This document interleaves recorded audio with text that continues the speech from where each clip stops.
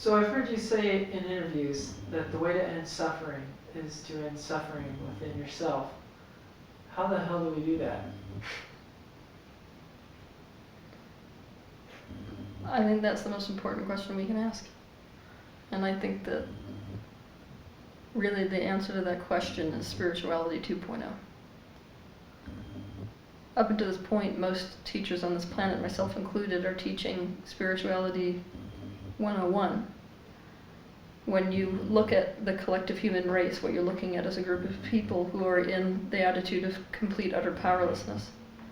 They don't understand they create their own reality. They don't understand that they can have what they want. So all of this pain that is powerlessness makes it so that the next logical step, which is spirituality 101, is a movement towards what is wanted. It's a movement towards positive feeling emotions. It's like saying, look, you actually do have power. It is empowerment. It is to give someone permission to get what they want. It's to allow them to understand that as a universal creator, they can create the life they want. So, even though in spirituality 101 you become acquainted with yourself and what you want and what you really think and what you really feel, it's still an external movement towards what you want in the world. The way to end suffering in yourself is an opposite movement. Instead of moving out into the world, we move in towards ourselves. So the major shift is, instead of the message being follow your joy, the message is quit going anywhere.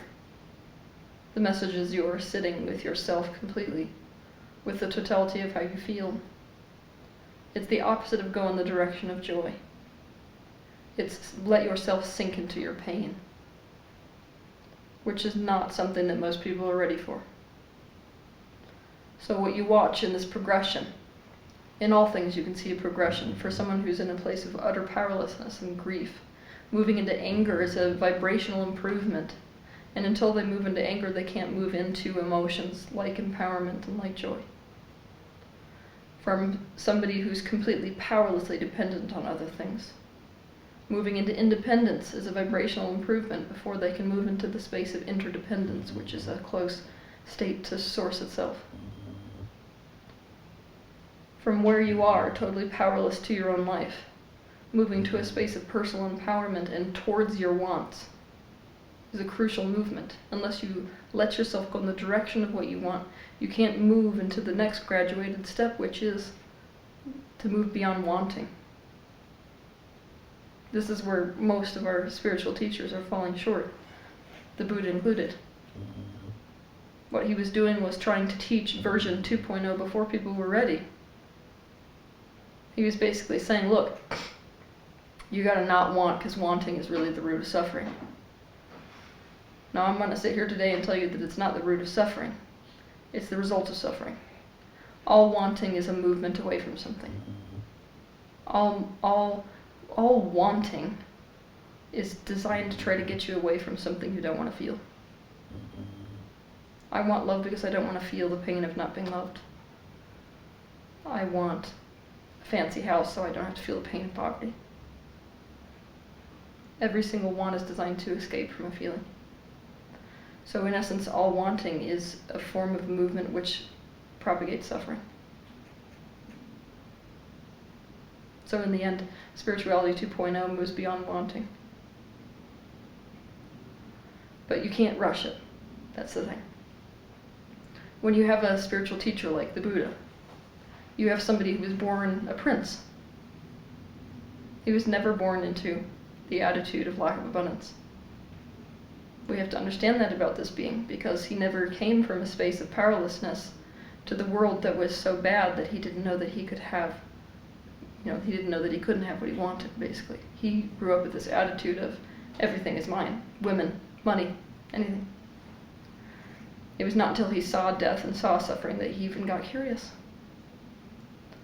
So he, coming from that space, taught people about the value of letting go of wants and desires and all external movement and external grasping.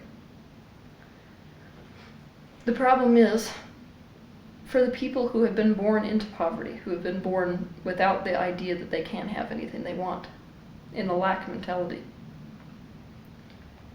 You can't cause them to not want what they want. Single most important thing to understand about spiritual practice. You can't cause somebody to not want something they want. That means if they want millions of dollars, you better help them get that, rather than teach them not to want. So, spirituality 2.0 has caused a lot of problems when it's tried to impose itself on people who were not ready for 2.0. They're still at 101. This is what happens if you let people go in the direction of what they want. They get what they want, and they keep getting what they want. And they keep getting what they want, and then something gorgeous happens. They realize that no matter what they want, no matter what they get, no matter how their life changes, they're still fucking miserable. I think it's the best moment you could possibly have.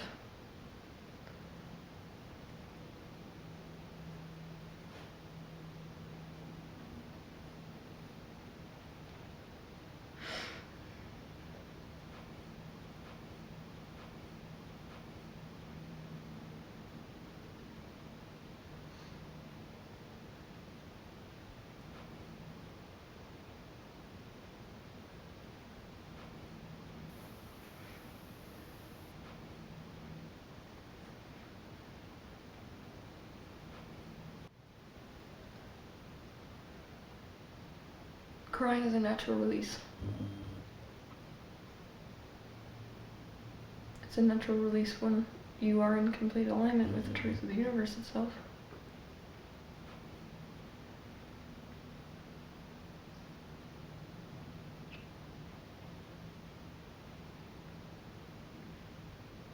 You can really do no other than cry at the possibility of what this life would look like if people learned how to set themselves completely free.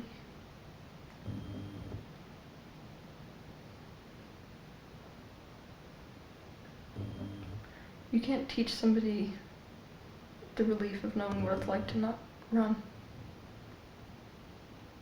In running from our feelings, which is what we're doing when we want something else, we abandon ourselves. Ultimately, to want is to not want the self. It's to not want what is. So, spirituality 2.0 is the point that you get completely broken open in the best way possible. No more movement. Beyond wanting, no more self-abandonment. But it takes a great deal of bravery. That's why it's really the answer that everyone's been looking for. The way to end suffering is not to go in the direction of joy.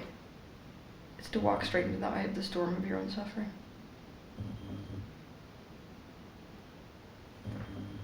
It's not a light process. It's the kind of thing where it's like you've been put into a rock tumbler. Every single edge, every unnecessary aspect of your being is going to be stripped from you. Like a living hell. But guess what you find out? You find out nothing actually happens. Instead of something being done to you, it's undone. When we are undone, we become what we really are. Then there's nothing to suffer from. What you find out quite quickly is the fact that every aspect of our suffering on this planet is not because of the thing itself, it's because of resistance to the thing. Why do you feel pain when you get hit by a car? It's because you're resisting the hit. You're resisting the pain. So, the way to end suffering in yourself is to go directly into your uncomfortable emotions. Allowing 101 is I'm going to allow my joy. I'm going to go in the direction of my joy. Allowing 2.0 is I'm going to allow my pain. What happens if I open my heart completely to the emotions I was the most afraid of feeling? What if in being afraid of not feeling these feelings, I am being afraid of living itself? You can only call this living because you feel this experience. And so if we don't let ourselves feel this experience, including pain, we're not living.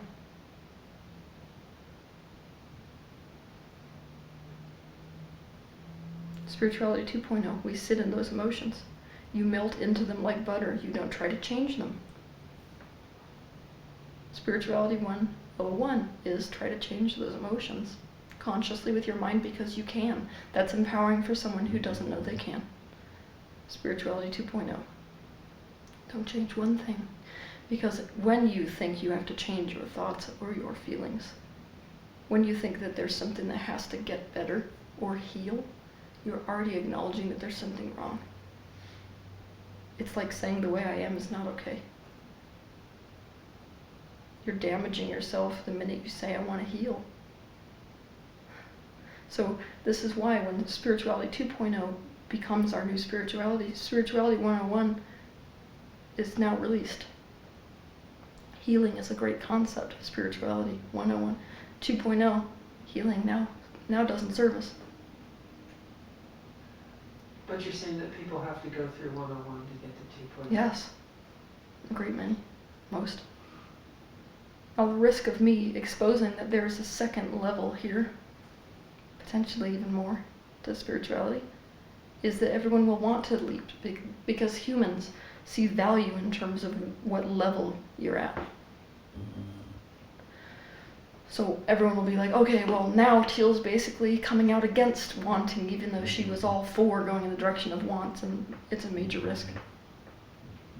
The only reason I'm talking about Spirituality 2.0 is because you asked the question, how do you end suffering?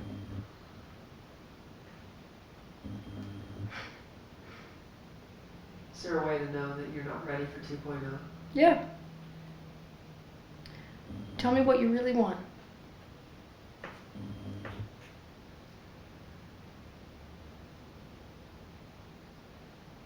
Happiness, many people would say. I want to know what you want. I want to be happy. Is that what you want? I want to know purpose, and But it's not okay to want that. it's not okay to want purpose in life. Yeah. Yeah, because then you're saying that right now isn't okay. Did you see the emotion you had? When I told you it was inappropriate to want purpose, you felt bad. That means you're not ready for 2.0.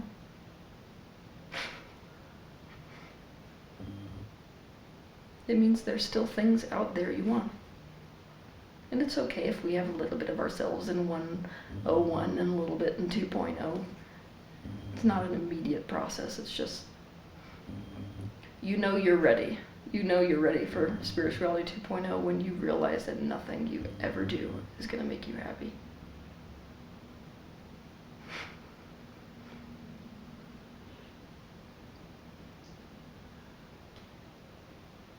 Do you see how when you realize that nothing you get, nothing you do, nothing you ever try will ever make you happy? It's like there's nothing else to do. You stop running. You stop moving. I want you to picture this in one way. It's like a really good mental picture for how to alleviate suffering. Suffering is like we're running away from this tornado that's behind us. Now that tornado could be a great many things. It could be the lack of money. It could be living a life that's not really mine. Lack of freedom. Whatever. It's a different tornado for every one of us. When you realize that nothing you ever do is going to make it so that you ever stop running from that tornado and that you ever get to a place where that tornado isn't coming towards you or ever get to a place where you're happy.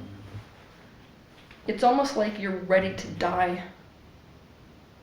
So you flip around and you run headfirst into the storm. But running headfirst into the storm isn't like an attitude of resisting it. It's not like, screw you, storm, right? That's not the energy. The energy is like, fine. It's absolute surrender. It's like, it's like you're shutting your eyes and you're letting it come over you. And that's exactly what it feels like for a lot of the emotions you're resisting. It will feel like you are sitting in a place where the external reality is trying to rip you apart limb from limb. and you have to be with it. Do you know how hard it is to be with that feeling? Do you know how hard it is to be with the feeling of what we call a panic attack?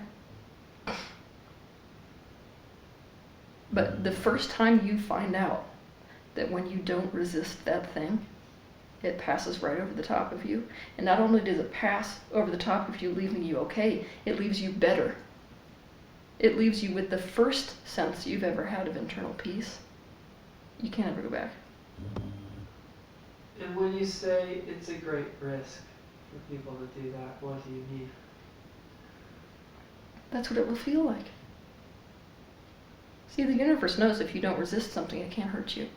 The greatest martial artists of our time will tell you, you can bend the time-space reality this way by not resisting a bullet that can't actually enter your skin. But from our perspective, it seems like extreme risk, and that's exactly what it'll feel like. It'll feel like you are willingly jumping into shark-infested waters. Now, a lot of people will say, well, in version 101, you've been telling us, follow your emotional guidance system. It doesn't feel good to go in the direction of what feels bad. Here's the interesting thing. We don't come into this life with a natural aversion to feeling life. We don't come in and naturally resist those things. We're educated into it. The first time that you cry and mom and dad says, stop doing that, you start resisting your emotions. It's socialization. Also, we have to realize that we have come here after lifetime upon lifetime upon lifetime of trying to figure out this expansion in the universe, trying to understand what we are, what Source is. Now, when Source gets to a point where it's done seeking externally, which is really an illusion because it can't seek externally because there is nothing else but Source, it begins to seek internally. So it's almost like, let's expand, now let's turn back towards oneness. But that turn back towards oneness is completely being with the self. Now here's something interesting. We try to avoid ourselves and we abandon ourselves all the time doing things we think are good for us. Anytime you are trying to feel better, you're resisting yourself. You're abandoning the way you are. You're abandoning yourself as you are, especially if you do not feel positive emotion. So, this really interesting thing has started to happen. The first time you decided you didn't want to be in your body and inside yourself present with a negative emotion, instead of acting on it. So acting on it would be, I feel this negative emotion, let's smoke so I can feel better. Let's go on a run so I can feel better. Anytime you're trying to feel better, you're escaping the emotion. You in essence abandoned yourself. The minute you did that, you became fractured. You split off from yourself. The only key to becoming whole again is to reintegrate those fractured aspects of yourself. That means you have to re-experience and feel for the first time those emotions you didn't let yourself feel. Now, the first time you said, I want to go away from what I'm feeling right now and abandon myself in that moment, you in essence said, I'm only going to be with myself when I feel good. So you ready for the rat race? The real rat race of those of us in the spiritual practice is this. I want to feel better, because when I feel happy, I'll finally be whole, because that's the only point at which I'll let myself be with me. Now, that's version 101. Version 2.0 says, wait, if I want wholeness, I want oneness. That's what I ultimately want. And oneness, which is a reflection of universal oneness, is oneness with the self. How about instead of feeling good so I can finally be with myself, because that's the only time I want to be present with myself is when I feel good, let's just be completely present with how I feel, even if that's totally crappy, and then I'm whole right here and now, regardless of how I feel. It's what you wanted from your parents. What we want from our parents is unconditional love, and what we got from them is, we will only love you if you are feeling good. How many of you honestly had parents that loved you through your negative emotions? By far and away, the majority of us were condemned for our negative emotions. So what if you were for the first time in your life, you are the one who is with you no matter what, with zero conditions? It's what we've been asking from the universe for so long. If we're trying to feel good so that we can finally be present with ourselves in our lives, you're doing to yourself the same thing your parents did, and society does.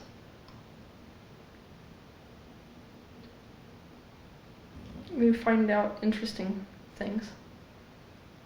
It's helpful to go in the direction of need, even if you need other people. Like I said, that's an improvement from where most people are, denying themselves of their own needs.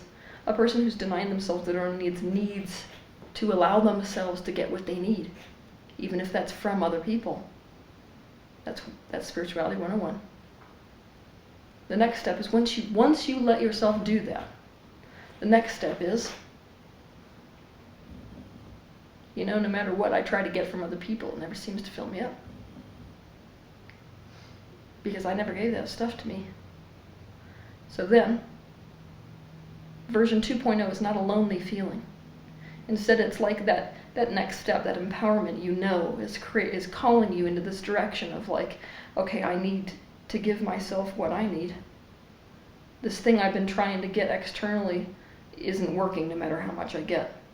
That's the point that you're ready to completely flip it on end and to say, I've been trying to get all this from other people, let's do that for me. Step 1 is, quit trying to feel good so people love you.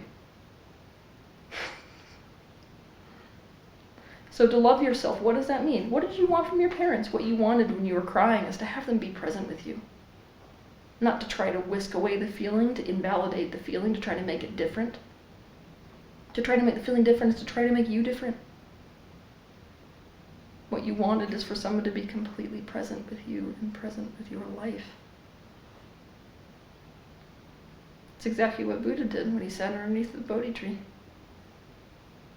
What I'm talking about here, the way to end suffering, is vipassana, but it's emotional vipassana. It's not mental vipassana. It's the absence of running away from the self. It's completely being with yourself with absolutely no conditions. And no conditions for changing the way you feel. I'm not doing this so that I'll feel better. I'm completely present with myself even in my negative emotions and feeling every single aspect of them. Because it's the only thing there is to do, because it's the only truth, because it's all there is, because it is now. We cannot touch the present moment until we learn how to do this. That's sort of why I laugh when people try to teach other people how to be in the present moment. It's not possible. And it's also an escape. See, we're trying to teach you, and that the ultimate spirituality is authenticity. That's what you learn in this process. The ultimate spirituality is authenticity. Happiness doesn't even come close to touching the feet of authenticity. Once you get to that authenticity, you're in this amazing place where you are completely present with the now. Now, you can't get people there. This is important for us to realize. If I tell you, come to the present moment, feel how you feel, guess what I'm doing? I'm teaching you to get away from you. Because why do we ever teach people to come to the present moment? So they don't have to feel the negative feelings they're feeling. We teach them, that's a result of your mind taking you off into stories. That's why you feel bad. So come back to the present moment. Guess what? You just escaped yourself. Those negative emotions were with you. That was the now. And you just escaped it by going to the now. So, until you let yourself feel everything, I mean completely feel everything, including the suppressed feelings from your childhood and the suppressed memories from your past, you will never be present. And this is why. Every person on earth has post-traumatic stress disorder. Every single one of them. Even if you had really great parents, you have PTSD. And the thing about post-traumatic stress disorder is it projects itself into the now, so you can't experience the now. And until you sit with that thing which you suppressed, that is what PTSD is. It's at some level I disconnected from myself and I suppressed experiencing these things. That's why I have it surging into my now, because it's trying to integrate. It couldn't integrate then, it was too much. I escaped from myself. Now it's trying to integrate. Unless you allow it to integrate, you will never experience the now. So we're even rushing people when we're trying to get them to the now. The now is not something you can go do, it's an undoing. The now is the automatic byproduct of this process of never abandoning yourself, no longer moving away from yourself, completely going inward, being with yourself in your entirety, regardless of how ugly or beautiful that is. The now just automatically is. In between phases of experiencing and really feeling the things you never let yourself feel, you have these moments of peace which you never knew existed. Enough of that and you have no more suffering.